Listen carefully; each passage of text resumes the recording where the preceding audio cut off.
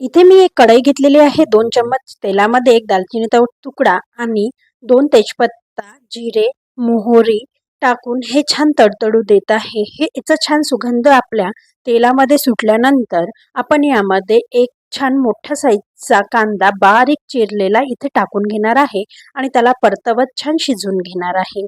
याला परतवत लालसर शिजवून घेतल्यानंतर आपण यामध्ये 1 चम्मच तिखट, हळद, धनिया पूड आणि गरम मसाला आणि काही बारीक टमाटरचे काप आपण यामध्ये टाकून छान मिक्स करून घेणार आहे।